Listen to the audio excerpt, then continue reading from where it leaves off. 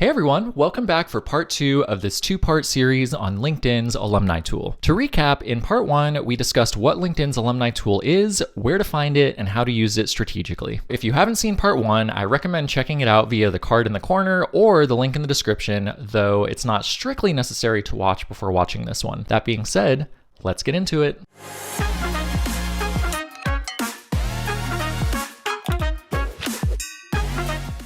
So, beyond hopefully getting some valuable new connections on LinkedIn, what are we hoping will result from sending a bunch of connection requests via the Alumni Tool? At this point, you've cast a wide net and requested connections with a bunch of folks who seemed like they would be strategic people to be connected with, and in my experience, 3 possible outcomes can happen next. Possible outcome number 1 is that many of these folks likely will not accept your connection request, either because they don't personally know you or because they aren't really that active on LinkedIn. This is totally okay, and it's important to not get discouraged if a bunch of people that you requested don't actually end up accepting your connection request. Possible outcome number 2 is that many people probably will accept your request, but will not respond back to the note that you attached with a message of their own. If you recall back to part 1, we attached a nice little note with our initial connection request mentioning that we went to the same school as them, and some people will respond to that. We'll talk about those people in possible outcome number 3, but a good number of folks, although you attach that note, will not have anything to respond back to you, but they will still accept your request. This is still a good outcome because your home feed on LinkedIn will now show you activity and posts by those people, which will still give you insight into potential new opportunities that you wouldn't have seen otherwise. All right, and possible outcome number 3 is that a small number of people will likely accept your invite and also feel inclined to shoot back some type of lighthearted note of their own in response to your initial message. If they do respond back to your note with a message of their own, this opens up the opportunity to converse with those people and to get to know them a bit. And this is the group of people we're really hoping to hone in on by using the Alumni Tool. This is also the group that we'll be focusing on for the rest of this video and how to capitalize on connecting with them. So zeroing in on that third group, if it does happen that you do receive a message back from someone who has accepted your connection request, you'll want to reply back to them in a timely manner and strike up a conversation. Be polite and professional and engage them in some friendly small talk and try to get to know them a bit. Your goal is to develop a good rapport. It's important to be genuine and not be pushy or weird and to just treat it like a normal conversation, because that's what it is, and let it flow naturally. Your ultimate goal here can be summarized in 2 simple words: build relationships.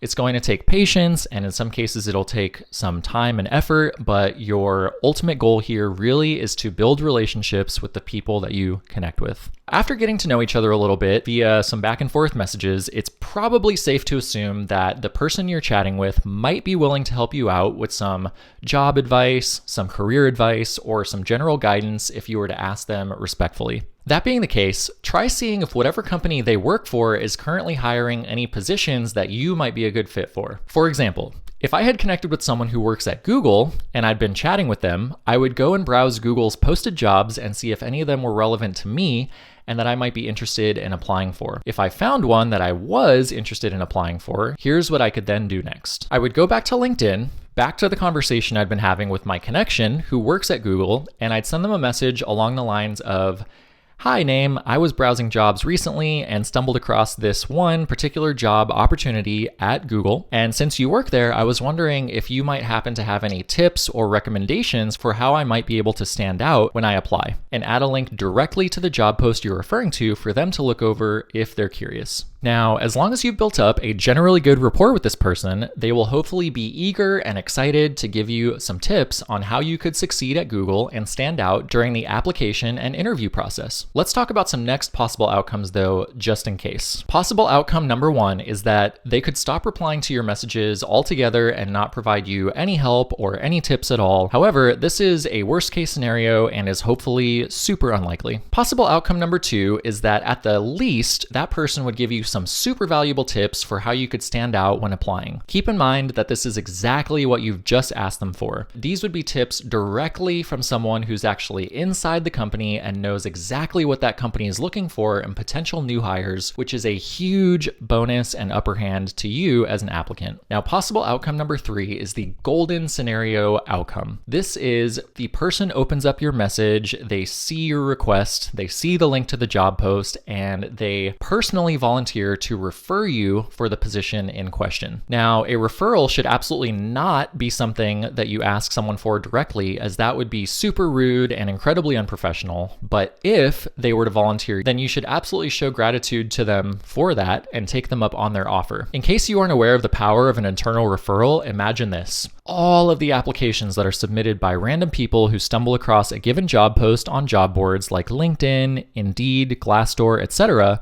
as well as through the company's website, all go into this huge stack of applications. There's really nothing that helps any of them to particularly stand out compared to all the others in the stack, so where is a hiring manager at the company to even begin? However, if your application is submitted with an internal referral from an employee who already works for that company, your application jumps to a much shorter stack. You'll essentially be at the front of the line to be considered for the role compared to those who don't have an internal referral for that same role. You're getting a stamp of confidence, so to speak, from a current trusted employee of the company, which really goes a long way with hiring managers who are trying to fill roles quickly and with trusted people.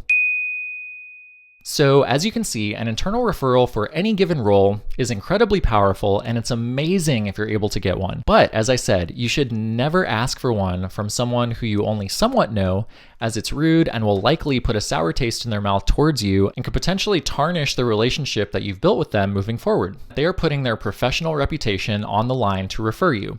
And that should be something that they do only upon their own volition and upon their own confidence if they feel so inclined to offer it themselves after getting to know you a bit. Keep in mind that a referral is not a job offer, nor does it even ensure that you'll get an interview with the company. It certainly does increase your chances, however. Using this exact LinkedIn Alumni Tool process, I've connected with and gotten to know some amazing people at companies like Google, Tesla, and Airbnb, just to name a few. Some of them have even very generously volunteered referrals when I approached them for advice about open roles I had come across at their respective companies. If it could happen for me, it could happen for you too. Additionally, I've connected with many people through this process who have provided me with some fantastic advice and amazing insights, even if it wasn't exactly an internal referral. So, in summary, LinkedIn's Alumni Tool is a powerful feature for connecting with people relevant to your professional field or job hunt, and it can lead to some amazing opportunities if you learn how to use it strategically and be patient with the process. Build those relationships, get to know some great people, and see what comes of it. All right, everyone, I wish you the best of luck in giving this a shot, and I hope it results in some incredible opportunities for you. After you try it out for yourself, certainly return back here and let me know how it goes for you in the comments below. Remember, at worst, you're expanding your network, but at best, you might just land a referral and possibly your next career opportunity. Thanks so much for watching. If you found this video valuable, I invite you to like, subscribe, and adjust your notification settings to be notified of all future videos. Until the next one, cheers. Hey, thanks so much for checking out this video. If you are an early career designer in need of some career advice, perhaps some resume guidance, or some portfolio feedback, maybe all of the above, I offer one-on-one mentoring services, and I would absolutely love to meet you and help you out however I can. So check out the link in the description for more info.